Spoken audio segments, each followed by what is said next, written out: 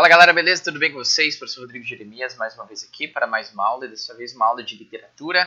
Eu espero que você esteja bem, feliz, lindo, maravilhoso, cheiroso, acordado, sem remela nos olhos e pronto para mais uma aula. O professor está estudando aqui com vocês uma escola literária chamada Realismo e eu só quero revisar rapidamente alguns pontos que são importantes. A gente sabe muito bem que essa escola literária é realismo, naturalismo, né? Quando a gente vai estudar isso em literatura especificamente, né? É realismo e naturalismo. Por quê? Porque realismo é uma vertente e dentro dessa vertente nós temos uma ramificação que é o naturalismo. Então, todo naturalista é realista, mas nem todo realista é naturalista. Lembra dessa frase que o professor falou na outra aula? Se você não lembra, se você não viu, né? Vá lá ver. E se você não entendeu, volta então essa partezinha do vídeo e você vai entender um dia, né? Repita isso ad eterno até você entender. Beleza? Então, olha só.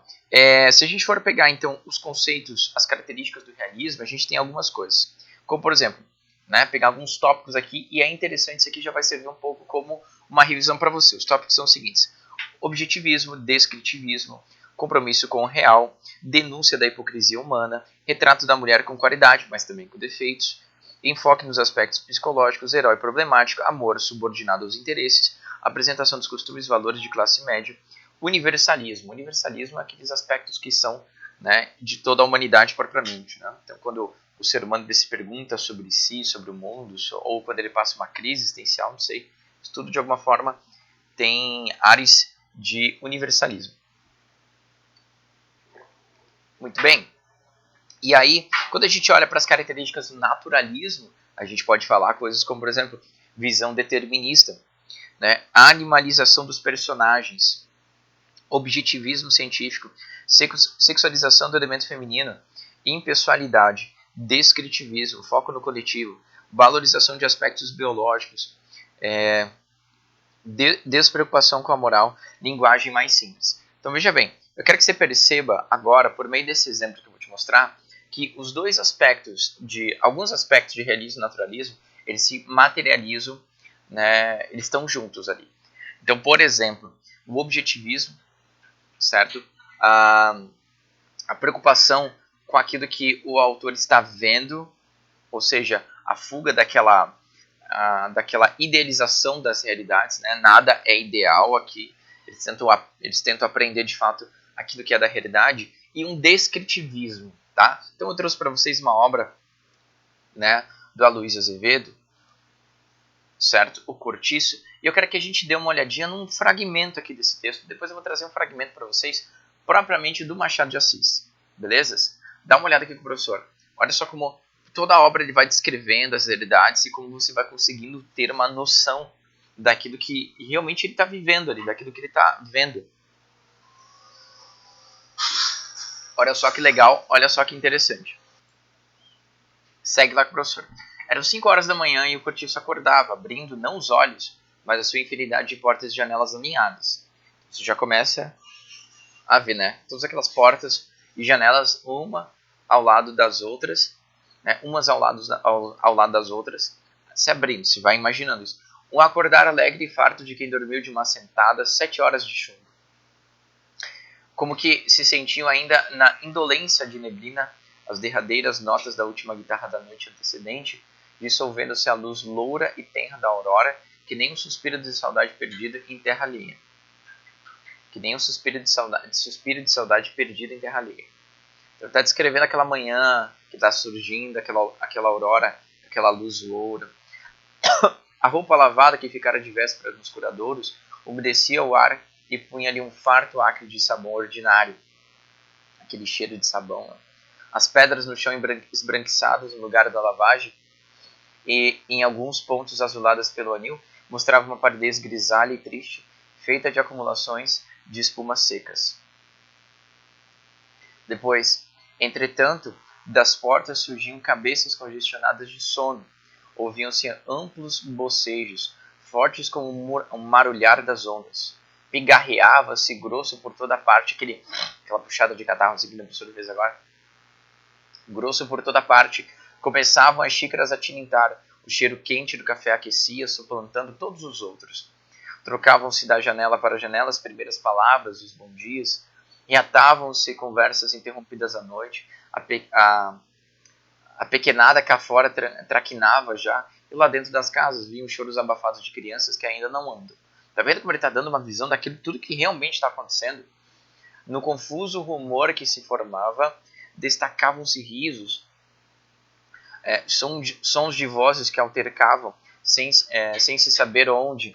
Saíram mulheres que vinham dependurar cá fora na parede a gaiola do papagaio, e os louros, à semelhança dos donos, cumprimentavam-se ruidosamente, espanejando-se à luz nova do dia. Daí a pouco, em volta das bicas era um zum-zum crescente, uma aglomeração tumultuosa de machos e fêmeas.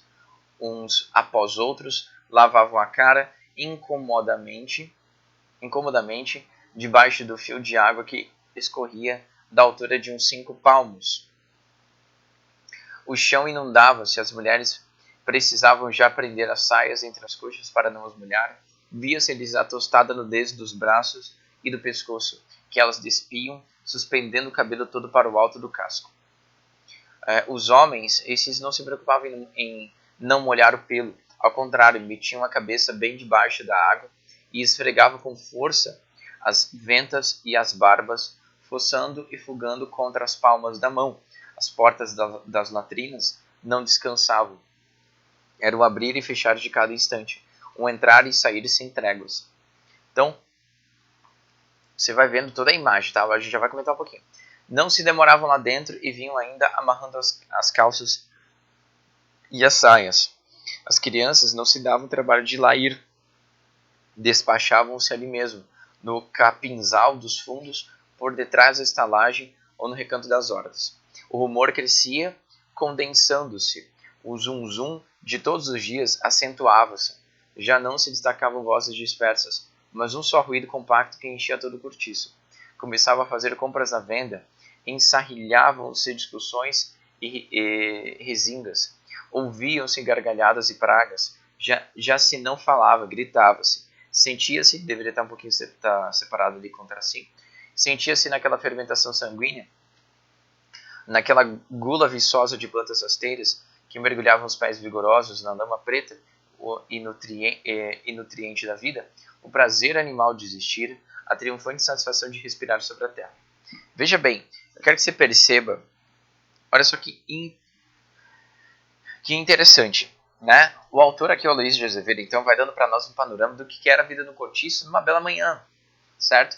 Como é que amanhecia, como é que os moradores, então, eles acordavam, eles abriam as portas, basicamente eles estavam ali acordando mais ou menos no mesmo horário, aí todo mundo meio acordando, dando os bons dias e tomando aquelas conversas que eles tinham feito à noite, né?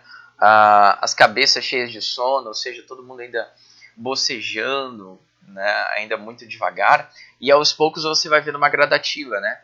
Depois a gente vai vendo as crianças se movimentando, os bebês lá dentro das casas chorando, as crianças já lá fora taquinando, que nem ele diz, as mulheres levando para fora as gaiolas, né? com os papagaios ali, com os louros, enfim, e ele vai descrevendo a realidade. Ele está mostrando o comportamento das pessoas. Ele está mostrando o que as pessoas estão fazendo. Né? É uma visão extremamente biológica daquilo que está acontecendo. Não é uma visão necessariamente de análise psicológica, como é que as pessoas estavam se sentindo, mas somente a ação. Né? E aí, eles estavam lá na bica da água. Olha só como esse autor vai se encaixar aqui com essas características dessa escola literária que a gente está vendo.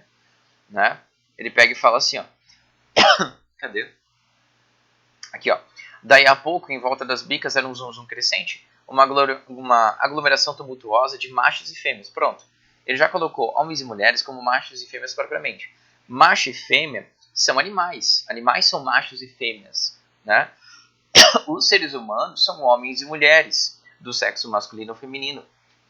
Então, é todo esse processo de ver o homem como um animal. É basicamente isso que está acontecendo aqui, né? Uns após outros lavavam a cara incomodamente debaixo do fio de água que escorria da altura de uns 5 palmos. O chão inundava-se, as mulheres precisavam de aprender. Enfim, está olhando toda uma visão simplesmente daquilo que está acontecendo, uma descrição muito grande, uma objetividade, né, um realismo. Ninguém está sendo romanceado aqui, né? Muito bem. Aí é engraçado você perceber que toda essa descrição ela vai aumentando, né? O pessoal já saiu da bica, já saiu daquele primeiro banho, daquela primeira lavada de rosto, talvez assim a gente possa dizer. E agora eles estão onde, né? Eles estão nessa crescente desse rumor. O rumor crescia, condensando-se, ficando cada vez mais, né, coeso, porque antes a gente conseguia ouvir vozes esparsas, algumas pessoas falando algumas coisas, praguejando, né? E aí o zum de todos os dias acentuava-se, tá aí aumentando. Já não se destacavam vozes dispersas, mas um só ruído compacto que enchia todo o cortiço. Olha como tudo vai ficando bem condensado. Começava a fazer compras na venda. Ensarrilhavam-se discussões e resingas. Ouviam-se gargalhadas e pragas. Já se não falava, gritava-se. Então pronto, né? A vida do cortiço estava acordada. A vida do cortiço já estava ali, numa fermentação sanguínea.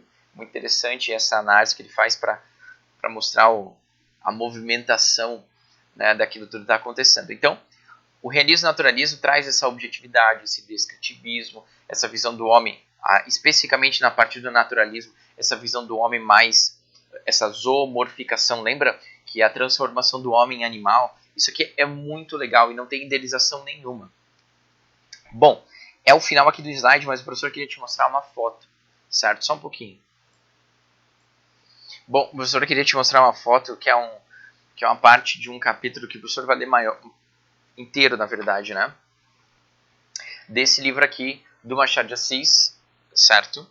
Que é o Memórias Póstumas de Brás Cubas, livro maravilhoso que vai se encaixar com o realismo especificamente. Aqui nessa parte, né, a gente está vendo o nosso protagonista, o Brás Cubas, longe da sua amada, né, da Virgília. Ele dá um até breve adeus. No capítulo anterior eles se separam, né? Nesse momento da história propriamente. Ele diz que é só até fazer as eleições. Sim. Então até breve. Olha que estão olhando para nós. E então o marido dela, que era político, tal, ele meio que foi para uma região, ela foi junto com ele. Vão ficar lá durante um tempo. Ela diz que é só por conta até fazer as eleições. Eles falam, cuidado. Olha que estão olhando para nós. Essa questão toda essa preocupação toda, na verdade, é porque eles eram amantes, né? Então eles estavam preocupados com isso. Ali no sofá, separamos-nos. Custa-me muito, mas é preciso. Adeus, Virgília. Até breve. Adeus. Bem, beleza. Se separaram, né, nesse primeiro momento. E aí, cara, o que acontece? Numa visão romântica, numa visão da escola literária do romantismo, por exemplo, que é a escola anterior ao realismo naturalismo, você deveria ter uma pessoa que agora morrendo de amores, certo? Morrendo de amores, porque a sua amada estava longe. Essa foto aqui foi uma foto que um aluno mandou para mim, né? Meio que tipo assim, transtornado com essa coisa que vocês vão ver, com essa aridez no coração do personagem principal, do Brás Cubas, que deveria estar ali muito preocupado com a sua amada e na verdade não está. Olha o que acaba acontecendo. Vocês leem aqui até onde dá, mas depois o professor continua. Não a vi partir, mas a hora marcada senti alguma coisa que não era dor nem prazer. Uma coisa mista, alívio, saudade, tudo misturado em iguais doses. Cara, olha só. A amada dele foi embora, ele não tá lá sentia alguma coisa. Tinha alguma coisa que não era para ser uma saudade imensa, uma dor que arrancava o peito fora. Não é uma visão romanceada, é uma visão realista das coisas. Não a vir partir, mas a hora marcada senti alguma coisa que não era dor nem prazer, uma coisa mista. Alívio e saudade. Alívio porque eles estavam, se não me engano aqui na altura do livro, desconfiados que o marido dela já estava descobrindo o que estava acontecendo. Né? Então, alívio e saudade, tudo misturado em iguais doses. Não se irrite o leitor, daí é muito legal que o Machado de Assis fala com o leitor. Não se irrite o leitor com esta confissão. Eu bem sei que para titilhar-lhe os nervos da fantasia, devia padecer um grande desespero, derramar algumas lágrimas e não almoçar. Seria romanesco, mas não seria biográfico. A realidade, A realidade pura é que eu almocei, como nos magias, acudindo ao coração com as lembranças da minha aventura e ao estômago com os acepipes de M. Proudhon. Isso deve ser algum prato ali, né?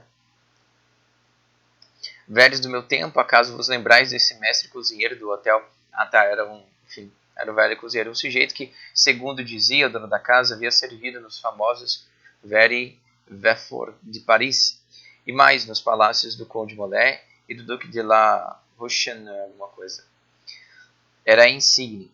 Entrou no Rio de Janeiro com a polca M. Proudhon, o Tivoli, o baile dos estrangeiros do cassino. Eis uma das melhores recordações daquele tempo, mas sobretudo os acepipes do mestre. Eram deliciosos. Eram, e naquela manhã parece que o diabo do homem adivinhara a nossa catástrofe. Jamais o engenho e a arte lhe foram tão propícios. Cara, então, em vez de ele estar aqui analisando a sua dor por conta da distância da sua amada, tudo aquilo que... Não, ele está sentindo um alívio, um misto de saudade, lembrando das suas aventuras, né? Quase que, digamos assim, era só uma aventura para ele, não era um grande amor da vida dele, ela não era a própria vida dele, talvez não. E ele está aqui tecendo comentários sobre o chefe ali que preparou aquela comida que ele está comendo. Então, é uma visão que foge dos padrões do romantismo e está lá dentro do realismo. E olha só como ele continua. Que requinte de temperos, que ternura de carnes, que rebuscado de formas, comia-se com a boca, com os olhos, com o nariz. Não guardei a conta desse dia, sei que foi cara. Ai, dor. Era-me preciso enterrar magnificamente os meus amores. Olha só, quase num tom irônico, né? Então eu tô comendo aqui, que delícia, que requinte. Ah, é meio que para enterrar os meus amores, né? Eu acho que não, eu acho que ele é simplesmente um homem bem egoísta que é guiado só pela sua barriga. Eles lá iam, mar em fora, o amor dele, né? Eles lá iam, mar em fora, no espaço e no tempo, e eu ficava ali numa ponta de mesa com os meus 40 e tantos anos, tão vadios e tão vazios. Ficava para os não ver nunca mais, porque ela poderia tornar e tornou, mas o eflúvio da manhã, quem é que o pediu ao crepúsculo da tarde? Então ele termina simplesmente não falando muito dela. E era a parte que ele deveria falar dela, era a parte que ele deveria se rasgar, chorar. Ele falou, bom, seria romanesco, mas não seria a realidade. Então era um cara que, na verdade, talvez nem tinha tanto amor assim pela sua amada, mas a história de amor que acontece aqui é entre esses dois amantes, que parece que não tem muito amor em isso. Então, era só algumas coisas para você analisar o quanto o realismo está presente nas obras. Era um pouco isso que o professor queria passar. Beleza, caros alunos? Muito obrigado, beijos, abraços, valeu.